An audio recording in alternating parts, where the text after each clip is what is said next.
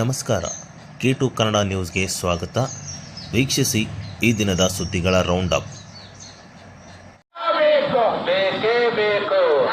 ದೇವದುರ್ಗ ತಾಲೂಕಿನ ಮಲದಗಲ್ ಗ್ರಾಮ ಪಂಚಾಯಿತಿಯ 15ನೇ ಹಣಕಾಸು ಕ್ರಿಯಾ ಯೋಜನೆಯ ಭಾರಿ ಭ್ರಷ್ಟಾಚಾರ ಮತ್ತು ಅವ್ಯವಹಾರ ಬಗ್ಗೆ ಪಂಚಾಯಿತಿ ಅಭಿವೃದ್ಧಿ ಅಧಿಕಾರಿಗಳ ಮೇಲೆ ಯಾವುದೇ ಕಾನೂನು ಕ್ರಮ ಜರುಗಿಸದೆ ನಿರ್ಲಕ್ಷ್ಯ ಧೋರಣೆ ಖಂಡಿಸಿ ವಿವಿಧ ಸಂಘಟನೆ ಮುಖಂಡರು ಇಂದು ಪ್ರತಿಭಟನೆ ನಡೆಸಲಾಯಿತು. ಗ್ರಾಮ ಪಂಚಾಯಿತಿ ಅಭಿವೃದ್ಧಿ ಅಧಿಕಾರಿ ಮಾಡಿದ ಭ್ರಷ್ಟಾಚಾರ ಕುರಿತು ತನಿಖೆ ನಡೆಸಿ ಅವರ ಕ್ರಮ ಕೈಗೊಳ್ಳುವಂತೆ ಸಂಬಂಧಪಟ್ಟ ಇಲಾಖೆ ಅಧಿಕಾರಿಗಳಿಗೆ ಮನವಿ ಸಲ್ಲಿಸಿ ಗಮನಕ್ಕೆ ತಂದರೂ ಪ್ರಯೋಜನ ಇಲ್ಲದಂತಾಗಿದೆ ಎಂದು ಅಧಿಕಾರಿಗಳ ವಿರುದ್ಧ ಆಕ್ರೋಶ ವ್ಯಕ್ತಪಡಿಸಿದರು.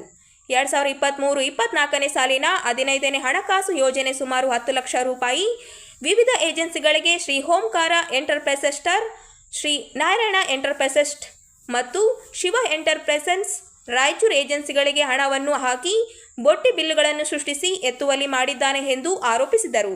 2024-25ನೇ ಸಾಲಿನ 13ನೇ ಹಣಕಾಸು ಯೋಜನೆ ಸುಮಾರು 21 ಲಕ್ಷ ರೂಪಾಯಿ ಅನುದಾನ ಶ್ರೀ ಅಮರೇಶ್ವರ ಎಲೆಕ್ಟ್ರಾನಿಕ್ಸ್ ಏಜೆನ್ಸಿಗೆ ಹಣವನ್ನು ಬೋಗಸ್ ಬಿಲ್ಗಳನ್ನು ಸೃಷ್ಟಿಸಿ ಈ ಹಣವನ್ನು ಎತ್ತುವಳಿ ಮಾಡಿದ್ದಾನೆ.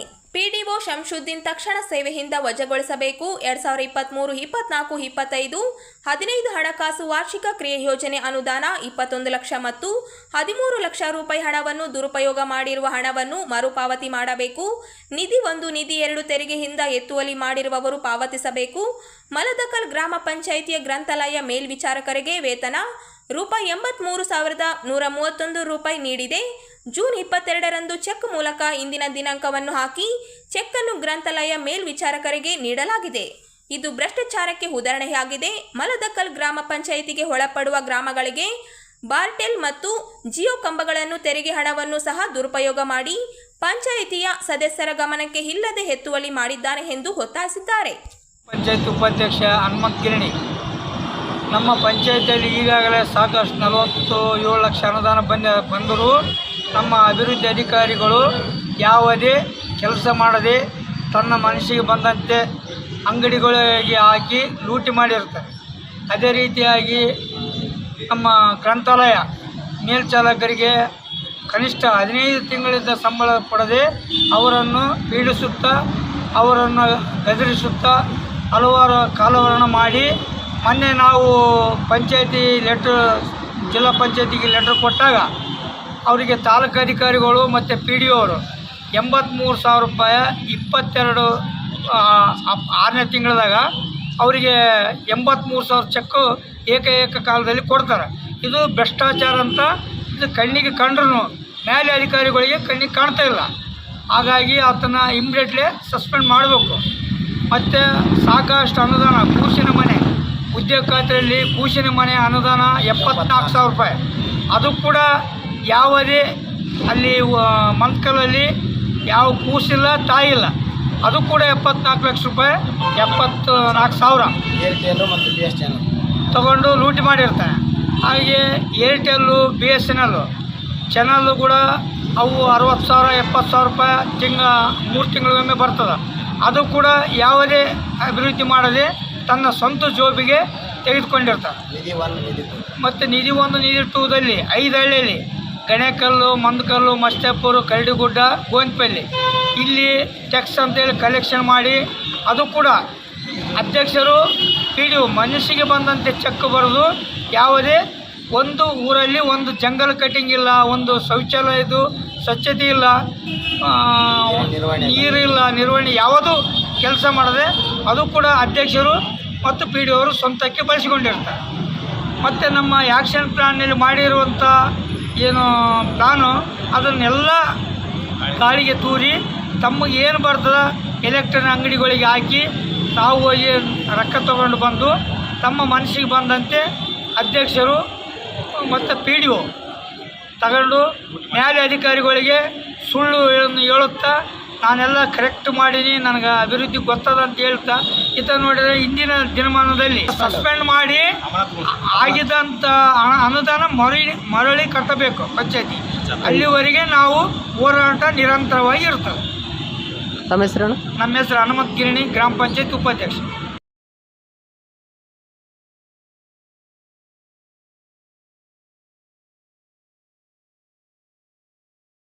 ಅನ್ನೋ ಸ್ಥಿತಪ್ರಜ್ಞತೆ ಯಾವುದೇ ಕಷ್ಟ ಎಂಥ ಸಂದರ್ಭ ಬಂದರೂ ರಾಯಚೂರು ನಗರದಲ್ಲಿ ಆರ್ಯ ವೈಶ್ಯ ಸಮಾಜ ಹಾಗೂ ನಗರೇಶ್ವರ ದೇವಸ್ಥಾನದ ಸಹಯೋಗದಲ್ಲಿ ದಿನಾಂಕ 18ರಿಂದ 24ವರೆಗೆ ನಗರದ ನಗರೇಶ್ವರ ದೇವಸ್ಥಾನದ ಆವರಣದಲ್ಲಿ ಅಯೋಧ್ಯೆ ರಾಮ ಮಂದಿರ ಮಾದರಿ ಪ್ರದರ್ಶನ ನಡೆಯಲಿದೆ ಎಂದು ದೇವಸ್ಥಾನದ ಸಮಿತಿ ಅಧ್ಯಕ್ಷ ಸಾವಿತ್ರಿ ಪುರುಷೋತ್ತಮ ಅವರು ಹೇಳಿದರು. ಅವರಿಂದು ನಗರದ ಸುದ್ದಿಗಾರರೊಂದಿಗೆ ಮಾತನಾಡುತ್ತಾ ಶ್ರೀರಾಮ ದರ್ಶನ ಆಧ್ಯಾತ್ಮಿಕ ಚಿಂತನೆ ಜನರಿಗೆ ತಲುಪಿಸುವ ಉದ್ದೇಶದಿಂದ ಅಯೋಧ್ಯೆ ಶ್ರೀರಾಮ ಮಂದಿರ ಮಾದರಿಯಲ್ಲಿ ಪ್ರದರ್ಶನ ಮಾಡಲಾಗುತ್ತಿದೆ. ಪ್ರತಿದಿನ ಸಂಜೆ 6 ಗಂಟೆಯಿಂದ 9 ಗಂಟೆವರೆಗೆ ಪ್ರದರ್ಶನಕ್ಕೆ ಭಕ್ತರಿಗೆ ಅವಕಾಶ ಕಲ್ಪಿಸಲಾಗಿದೆ. ರಾಜ್ಯಾದ್ಯಂತ 108 ಸ್ಥಳಗಳಲ್ಲಿ ಅಯೋಧ್ಯೆ ರಾಮ ಮಂದಿರ ಮಾದರಿ ಪ್ರದರ್ಶನ ಮಾಡಲು ಕಲ್ಪಿಸಿದರು. ಈಗಾಗಲೇ ರಾಜ್ಯದ 82 ಕಡೆ 14 ಜಿಲ್ಲೆಗಳಲ್ಲಿ 34 ವಿವಿಧ ಮಠ ಮಾನ್ಯಗಳು ಸೇರಿದಂತೆ 85 ಸ್ಥಳಗಳಲ್ಲಿ ಪ್ರದರ್ಶನ ಮಾಡಲಾಗಿದೆ. ಈಗ 86ನೇ ರಾಯಚೂರು ನಗರದಲ್ಲಿ ಪ್ರದರ್ಶನ ನಡೆಯಲಿದೆ ಎಂದರು. ನಗರ ಹಾಗೂ ಸುತ್ತಮುತ್ತಲಿನ ಜನರು ಅಯೋಧ್ಯೆ ರಾಮ ಮಂದಿರ ಹಾಗೂ ಬಾಲರಾಮನ ದರ್ಶನ ಪಡೆಯಬೇಕೆಂದು ಕೋರಿದರು. ರಾಯಚೂರು ನಗರದಲ್ಲಿ ಅರಮನೆ ಶೈಲಿಯ ಅಯೋಧ್ಯ ಶ್ರೀರಾಮ ಮಂದಿರ ಪ್ರದರ್ಶನ ಇದು ದಿನಾಂಕ 18/7/25ರಿಂದ ದಿನಾಂಕ 24/7/25ರವರೆಗೆ ಪ್ರತಿದಿನ ಸಾಯಂಕಾಲ 6ರಿಂದ ರಾತ್ರಿ 9 ಗಂಟೆವರೆಗೆ ಶ್ರೀ ರಾಮ ಮಂದಿರ ಪ್ರದರ್ಶನ ಆರ್ಯ ವೈಶ್ಯ ಸಮಾಜ ನಗರೇಶ್ವರ ದೇವಸ್ಥಾನದಲ್ಲಿ. ಅಂದರೆ ಅಯೋಧ್ಯ ರಾಮ ಮಂದಿರ ಯಾವ ಥರ ಇದೆ ಅದರ ಪ್ರತಿರೂಪ. ಏಕೆಂದರೆ ಎಲ್ಲರೂ ಅಯೋಧ್ಯೆಗೆ ಹೋಗಲಿಕ್ಕೆ ಆಗೋದಿಲ್ಲ. ಅಲ್ಲಿರ್ತಕ್ಕಂಥ ದೇವಸ್ಥಾನ ಯಾವ ರೀತಿ ಇದೆ ಅದೇ ರೀತಿಯಾಗಿ ಅದ್ಭುತವಾಗಿ ನಮ್ಮ ಶ್ರೀ ವಿನಯರಾಮವರು ಅದನ್ನು ಮಾಡಿದ್ದಾರೆ. ಅವರ ಒಂದು ಕಲಾಕೃತಿ ಇಲ್ಲಿಗೆ ಸುಮಾರು 85 ಅವರ ಒಂದು ಕಡೆ ಪ್ರದರ್ಶನ ಆಗಿದೆ. ರಾಯಚೂರಿನಲ್ಲಿ ಆಗುವುದು 86ನೇದು. ಈ ಒಂದು ಕಲೆಯ ಬಗ್ಗೆ ಆಗಲಿ ಇದು ಯಾಕೆ ಮಾಡಿದ್ರು ಇದ್ರ ಬಗ್ಗೆ ಏನು ಅಂತೇಳಿ ಡಿಟೇಲು ನಮ್ಮ ಶ್ರೀ ವಿನಯರಾಮ್ ಅವರು, ಯಾಕಂದರೆ ಅವರು ತುಮಕೂರು ಜಿಲ್ಲೆಯ ಗುಬ್ಬಿ ತಾಲೂಕಿನ ಬಿದರೆ ಗ್ರಾಮದ ಶ್ರೀ ವಿನಯರಾಮ್ ಅವರು ತಮಗೆ ವಿವರಣೆಯನ್ನು ಕೊಡುವಂತೆ ತಿಳಿಸಿದ್ದಾರೆ. ವಿನಯರಾಮ್ ಅಂತ ತುಮಕೂರು ಡಿಸ್ಟ್ರಿಕ್ಟ್ ಗುಬ್ಬಿ ತಾಲೂಕಿನಿಂದ ನಾನು ಸಹಾಯಕ ಶಿಕ್ಷಕನಾಗಿ ಕೆಲಸ ಮಾಡ್ತಾ ಇದ್ದೆ 2010ರಿಂದ 2018 ತನಕ. ಆಮೇಲೆ ಒಂದು ಆಧ್ಯಾತ್ಮಿಕ ಜೀವನ ಆಗಿತ್ತು. ಮುಂಚೆಲ್ಲ ಆಧ್ಯಾತ್ಮಿಕದಲ್ಲಿ ಇದ್ದೆ, ಬಟ್ ಸಂಪೂರ್ಣವಾಗಿ ಆಧ್ಯಾತ್ಮಿಕದಲ್ಲಿ ತೊಡಗಿಸಿಕೊಳ್ಳಬೇಕು ಅನ್ನೋ ಒಂದು ಇಚ್ಛೆ ಇತ್ತು. ಆ ಒಂದು ಉದ್ದೇಶ 5 ಉದ್ದೇಶಗಳಿಂದ ಪ್ರದರ್ಶನ ಮಾಡ್ತಾ ಇದ್ದೀನಿ. ಬರೀ ಮಂದಿರ ಪ್ರದರ್ಶನ ಅಲ್ಲ.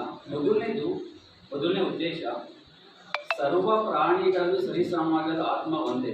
ಆತ್ಮದ ಅಸ್ತಿತ್ವ ಅಥವಾ ಆತ್ಮದ ಅರಿವಿನ ಬಗ್ಗೆ ಜಾಗೃತಿ ಮೂಡಿಸಬೇಕು ಅಂತ ಮೊದಲನೇ ಉದ್ದೇಶ.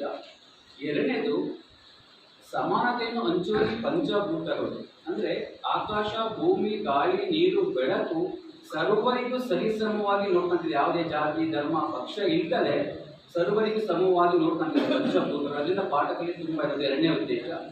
ಮೂರನೇದು ರಾಮನ ಅವತಾರದ ಉದ್ದೇಶ. ಅಂದರೆ ತ್ರೇತಾಯುಗದಲ್ಲಿ ರಾಮನ ಅವತಾರ ಏನಕ್ಕಾಗಿತ್ತು ಅಂದರೆ ಧರ್ಮ ಶಿಕ್ಷಣ ಮತ್ತು ಆತ್ಮಜ್ಞಾನದ ಉಪದೇಶಕ್ಕೋಸ್ಕರ ರಾಮನ ಅವತಾರ ಆಗಿತ್ತು. ಅದೇ ರೀತಿ ಮುಖ್ಯವಾಗಿ ರಾಮನ ಆದರ್ಶ ಗುಣಗಳು ಯಾವುದೇ ಜಾತಿಗೆ, ಧರ್ಮಕ್ಕೆ, ಪಕ್ಷಕ್ಕೆ ಸೀಮಿತ ಅಲ್ಲ. ರಾಮ ಬಂದು ಸೂರ್ಯ ವಂಶದವನು. ಸೂರ್ಯ ಸರ್ವರಿಗೂ ಯಾವ ಥರ ಬೆಳಕನ್ನು ಕೊಡ್ತಾನೆ, ಅದೇ ರೀತಿ ರಾಮನ ಆದರ್ಶ ಗುಣಗಳು ಸರ್ವರಿಗೂ ಬೇಕಾದ ಉದ್ದೇಶಕ್ಕೆ ರಾಜ್ಯಾದ್ಯಂತ 2022ನೇ ಇಸ್ವಿಯಿಂದ ನಿರಂತರ ಪಯಣ ಮಾಡ್ತಾ ಬರ್ತಾ ಇರೋದು. ಅದೇ ರೀತಿ ನಾಲ್ಕನೇದಾಗಿ ಇಷ್ಟೋ ಜನ ಏಜ್ ಆಗಿರೋದು 90 ವರ್ಷ ಮೇಲ್ಪಟ್ಟು ಏಜ್ ಆದವ್ರಿಗೆ ಅಯೋಧ್ಯೆಗೆ ಒಂದು ಸ್ವಲ್ಪ ಕಷ್ಟ ಆಗೋದೇನೋ. ಅಟ್ಲೀಸ್ಟ್ ನೋಡೋದನ್ನ ಬಿಟ್ಟು ರಾಮನ ಅರಮನೆ ನೋಡಿದಷ್ಟು ಮನಸ್ಕೊಂಡು ಸಮಾಧಾನ ಖಂಡಿತ ಆಗುತ್ತೆ. ಇಷ್ಟೋ ಜನ ಇವತ್ತು ನೋಡ್ಬಿಟ್ಟು ಮೋಕ್ಷ ಸಿಕ್ಕಿದೆ ಅಂತ ಹೇಳ್ಬಿಟ್ಟಿದೆ. ಯಾಕೆ ನಾವು ಸ್ಟಾರ್ಟ್ ಮಾಡಿದ್ದು 2022ನೇ ಇಸ್ವಿ. ನಮ್ಗೆ ಅಯೋಧ್ಯೆ ರಾಮನ ಇನಾಗ್ರೇಷನ್ ಅಂತ 2024ನೇ ಇಸ್ವಿ. ನಾವು ಸ್ಟಾರ್ಟ್ 2022ನೇ ಇಸ್ವಿಯಿಂದ ಸ್ಟಾರ್ಟ್ ಮಾಡ್ತಾ ಬರ್ತಾ ಇದೀವಿ. ಅದೇ ರೀತಿ 5ನೇದಾಗಿ ಇಷ್ಟೋ ಜನ ಮಕ್ಕಳು ಒಂದು ಇನ್ಸ್ಪಿರೇಷನ್ ಅಷ್ಟೇ. ಇದು ನೋಡಾದ್ಮೇಲೆ ನಾವು ಹೋಗ್ಬೇಕು ಅಂತ ಪ್ರೇರಣೆ ಆಗುತ್ತೆ ಅಂದರೆ 5 ಉದ್ದೇಶ ಇಟ್ಕೊಂಡು ರಾಜ್ಯ ಇದೆ ಅಂತ ಮಾಡ್ತಾ ಬರ್ತಾ ಇದ್ದೀವಿ. ಇದು ಮಾಡಿದ ಸಹ ನಾವೇ ಕಲ್ತು ಕರ್ಮ ಕಲೆ ಅನ್ನೋದು ಬೈ ಬರ್ತಾ ಆರ್ಟಿಸ್ಟ್ ಚಿಕ್ಕ ವಯಸ್ಸಿಂದ ಕಲೆ ಇತ್ತು. ಇದು ಕಲ್ತಿಲ್ಲ.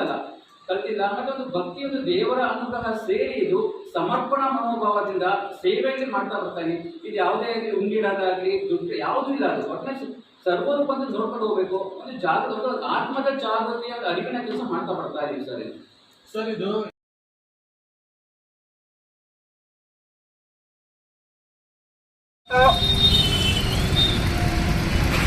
ಧರ್ಮಜೀವನ ದರ್ಶನ ಮತ್ತು ಶ್ರೀಚಂದ್ರನ ದರ್ಶ ಜನಾಚಾರಕ್ಕೆ ಒಂದು ಸಣ್ಣ ಯೋಜನೆಯನ್ನು ಅನೌನ್ಸ್ ಮಾಡ್ತಾ ಇದ್ದೇನೆ. ಯಾರು ದಯವಿಟ್ಟು ದ್ವಿಚಕ್ರ ವಾಹನಗಳನ್ನು ಚಲಿಸ್ತಾ ಇದ್ದೀರಿ, ದಯವಿಟ್ಟು ಹೆಲ್ಮೆಟ್ಗಳನ್ನ ತಪ್ಪದೆ ಕಡ್ಡಾಯವಾಗಿ ಧರಿಸುವಂಥ ಕೆಲಸವನ್ನು ಮಾಡಿ.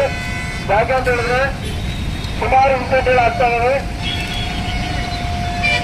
ನಮ್ಗೆ ಯಾವ್ದಾರು ಅಪಘಾತಗಳಾಗ ಅಂತ ಹೇಳಿದ್ರೆ ಮುಂದಕ್ಕೆ ನಮ್ಮ ಗಾಡಿ ಕೆಳ ಬಿದ್ದ ತಕ್ಷಣ ನಮ್ಮ ದೇಹ ಕೆಳ ಬಿದ್ದ ತಕ್ಷಣ ತಲೆಗೆ ಒಂದು ಏರ್ಪಡುತ್ತೆ. ಹೊರತ ಬಿದ್ದಾದಾಗ ಸಾಕಷ್ಟು ಬ್ಲೀಡಿಂಗ್ ಆಗುತ್ತೆ. ಬದುಕುವಂಥ ಸಾಧ್ಯತೆ ತುಂಬಾ ವಿರಳ ಇರ್ತದೆ. ಎಷ್ಟೋ ಸಂದರ್ಭದಲ್ಲಿ ನಾವು ನಿಯರ್ಗಳು ಬರ್ತೀವಿ. ನಿಯರಿಗೆ ನಮ್ಮ ಕಚ್ಚಾ ರೋಡ್ ಅಂತ ಹೇಳಿ ಹೋಗಿರ್ತಕ್ಕಂಥದ್ದು ಉದಾಹರಣೆಗಳಲ್ಲಿ ಬಹಳಷ್ಟು ಜನ ಡೆತ್ ಆಗಿರ್ತಕ್ಕಂಥದ್ದು ಬಹಳಷ್ಟು ಉದಾಹರಣೆಗಳಿದ್ದಾವೆ. ನಾವು ಹೇಳ್ತಕ್ಕಂಥದ್ದು ನಿಮ್ಮ ಪ್ರಾಣದ ರಕ್ಷಣೆಗೋಸ್ಕರ ಹೇಳ್ತೀವಿ, ಪ್ರಾಣ ಉಳಿಯೋಕ್ಕೋಸ್ಕರ ನಾವು ಹೇಳ್ತಾ ಇದ್ವಿ. ದಯವಿಟ್ಟು ಅವರು ಕಡ್ಡಾಯವಾಗಿ ಹೆಲ್ಮೆಟ್ ಬರ್ತೀವಿ. ನೋಡಿ, ಕೆಲವರು ಇಲ್ಲಿ ಮನೆಯಲ್ಲಿ ಎಷ್ಟೋ ಜನ ಜವಾಬ್ದಾರಿ ಇರ್ತಕ್ಕಂಥ ವ್ಯಕ್ತಿಗಳು ಬಂದಿರಿ, ಕೆಲಸ ಮಾಡ್ತೀವಿ, ಆಫೀಸಲ್ಲಿ ಕೆಲಸ ಮಾಡ್ತೀರಿ, ಹೊರಗಡೆ ಕೆಲಸ ಮಾಡ್ತೀರಿ.